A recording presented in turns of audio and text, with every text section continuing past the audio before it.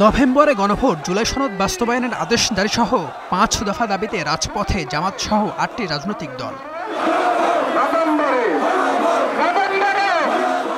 ঢাকার নানা এলাকা থেকে মিছিল জড়ো হয় পল্টন মোড়ে।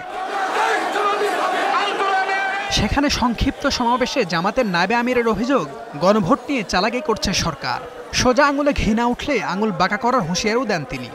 চালাকি শুরু করেছেন, সেটা হচ্ছে কথা বলবো, সেই বলবো, এই বলবো করতে করতে নির্বাচনের সময় ফেব্রুয়ারির কাছাকাছি চলে আসছেন। আপনাদের চালাকি আমরা বুঝি। সোজা আঙ্গুলে যদি ঘি না ওঠে, আঙ্গুল বাঁকা করব।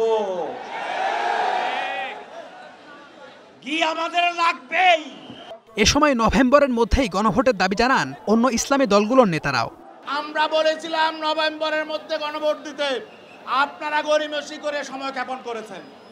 এখন যদি নভেম্বরে দিতে না পারেন, যেদিনই দেন নির্বাচন আগে দিতে হবে।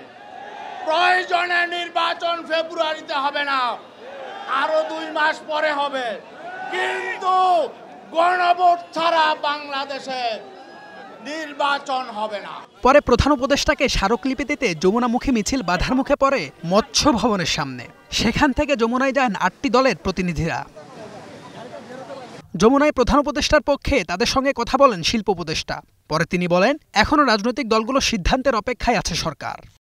আপনাদের দিক থেকে কি প্রস্তাব আসছে বা আসবে সেটার অপেক্ষায় আছি। এরপরে আমরা আমাদের অ্যাক্ট করা শুরু করব এবং আপনাদের সমস্ত রাজনৈতিক পক্ষ যারা ফ্যাসিবাদ বিরোধী, তাদের ঐক্যের উপরেই বাংলাদেশের ভবিষ্যৎ নির্ভর করছে এবং বাংলাদেশের জনগণ আপনাদের দিকে তাকিয়ে আছে।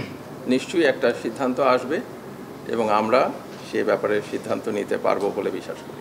পরে 8টি দলের পক্ষে জামাতের সেক্রেটারি জেনারেল জানান, দাবি পূরণ না হলে 11ই নভেম্বরের মহাসমাবেশের চিত্র হবে ভিন্ন। 11 তারিখে আমাদের বড় সমাবেশের যৌথ উদ্যোগ আছে।